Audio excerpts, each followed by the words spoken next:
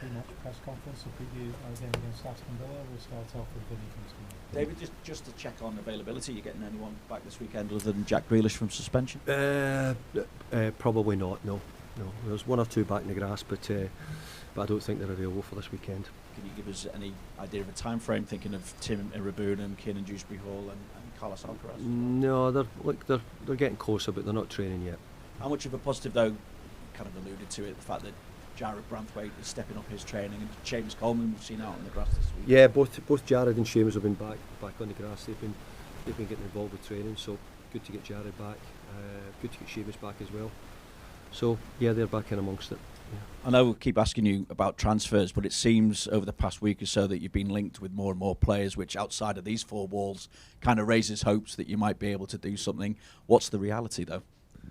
The reality hasn't changed. We've said all along. I said, we're looking, we're trying. It's not as if we're not shut ourselves off from the transfer window.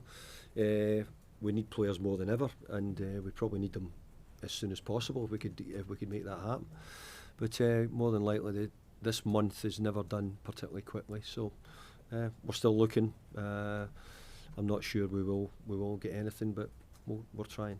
How do you assess where you're at? Because you're still just 4 points off fifth place at the moment. Yeah, look, we've been the league stuff has been okay. We've been doing okay in that. We're disappointed that we've gone out the cups early, but no, we want to now finish in a strong position. We're going to try and work hard to get that.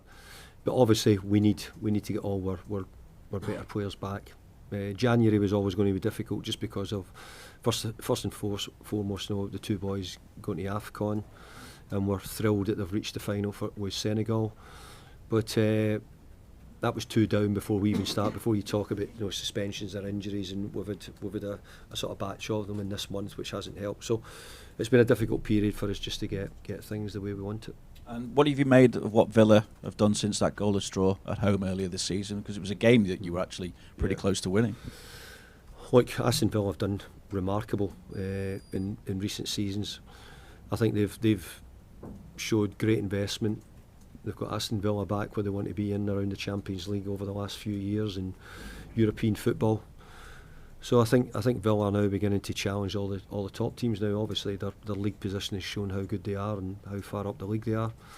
They've got an excellent manager, so there's a lot of good things Villa are doing. Thanks, David. Thanks, Vinny. We'll go to Naz at Premier League Productions. Hi there. Hi, David. Obviously, keeping on the Villa theme, how difficult is a trip to Villa Park with the way they're playing, and how do you combat their threats? How to combat their threats? Well, we've got threats from every Premier League team. We have to combat every Premier League team we come up against. It's always the same thing. The Villa is a great stadium to go and play at. Aston Villa, I think everybody enjoys going and playing there. We will as well, but they're certainly in good form. And Vinny alluded to it. The fact that you are still, I think 3 points it is off the top 6 European positions, with everything that's happened, the two boys at AFCON, the suspensions, the injuries, you're still in a great position, aren't you? No, we started the season really well, and we're still in a really good position. But we want to be higher. Maybe 2 points more makes you feel a bit better because you're further up and might be sitting 8th or 9th if you do that possibly.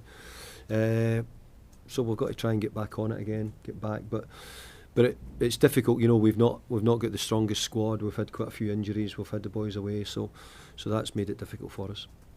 And just finally, on the two lads at Senegal, obviously, everyone from an Everton persuasion is a Senegal fan this weekend. Yeah, no, we're thrilled for the boys. We're talking about it there.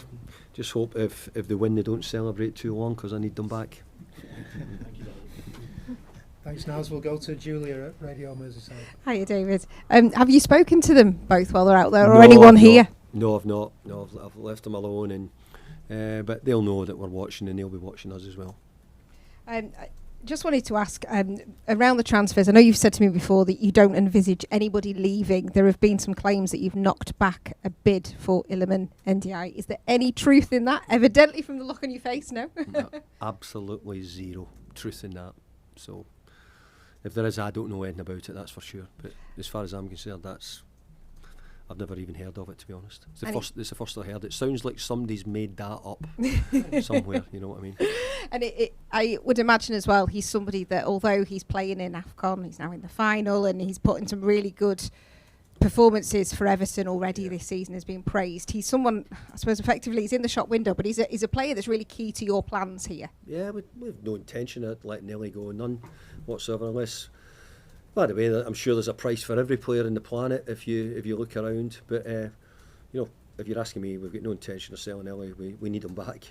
We need him back to give us some creativity and help us score and make goals. So we're missing him for all those good reasons.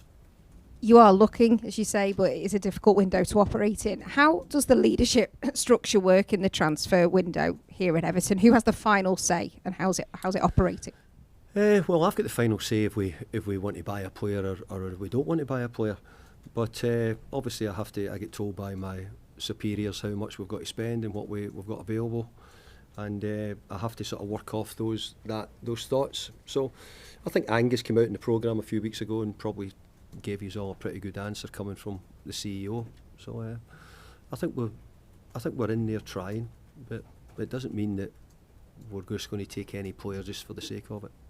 You've been using some of the under-21s with you in matches. I just wanted to ask about Braden Graham. He's someone that has been quite exciting. He's only a teenager, but what could he do? I appreciate it's a huge step up for him. Is there anything he can do that could maybe force his way into your thoughts at the moment? Well, I think Braden is doing well. It's probably at the moment we're needing him to build up his physicality, his all-round speed, etc. All those things that come from stepping up to the Premier League. But no, we're pleased. We're getting some of the young boys getting a chances to be around it, and we'll see how they continue. But obviously, it's not the young players which we're needing at the moment. It's the players we've got here who've been in, who are out the team, who we need at the moment, and they're the ones we really need back. I think it's because sometimes people think, well, just use the kids. Is it completely different to what they're used to going on in a Premier League game? Can you even sort of explain how different that is? Well, I think I've given as many 16-year-olds a debut as probably any manager in the Premier League over years. So I've got an idea of what it's got to look like to get into the team. The Premier League's get tougher, get harder. The level of players which are coming in, players from all overseas. Maybe when I was last here 11, 12 years ago when we were able to blood quite a few youngsters, I think it has changed a lot since then. There's not so many young teenagers playing in the Premier League as what there has been in the past. There is some you could easily reel off, but I think it is such a big step for a lot of the young ones to step up. So, and it's easy to say, why don't you just play some of the young ones? Where, it's only when you're sitting in this seat, you're always trying to pick the team that gives you the best chance of winning. I don't know any manager who doesn't do that. Thank you. Good luck. Thank you. Thanks, Julia. We'll go to Carl at the Press Association. Hi, David. Hi, Carl. Just a couple of quick ones. On the two Senegal lads, a bit tongue-in-cheek, but have you been sort of had divided loyalties with wanting them to do well, but the better they do, the longer they're away? Yeah, well, actually, I thought maybe if they get knocked out in the semi-final, I was thinking, maybe I could get them back, but then I forgot there was a third and fourth playoff game. So you're a fan of third and fourth playoffs. I think probably there's very few people are fans of third and fourth playoff games. Whether it be, I'm not even sure players would be fans of third or fourth playoff games, to be honest. So, no. So when I heard that last week, I thought, before the game on Wednesday, I thought if they get knocked out, we might have got them back, but not to be. And just on the general transfer thing, you said you get given a number in terms of what the expectations are for the window. I don't expect you to tell me what that number was, but was it in line with what you thought you would be able to work with? Or I mean, I know every manager always wants more. But all managers were always hoping to get bigger numbers, but I think it's been the sort of the club has outlined. We spent in the summer, that was the main part. It's not me who's saying it. You can see the CEO saying it as well, that we don't expect to be doing too much business. So that's where we are with it, really. I think we had a lot of players. I think we had about 12 or 13 players out of contract in the summer, so it's been quite a big turnaround already. But I'm genuine. If I can get a couple of new players in, the club will certainly back me. I've got no doubt about that. Absolutely, they will. They've been really good. Maybe can't back me on a 60 or 70 million pound signing, but they'll back me on what what they think would be the right numbers if we can come up with the players required. Thanks, Carl. Any further questions in the open section before we move on? No? Okay, thank you.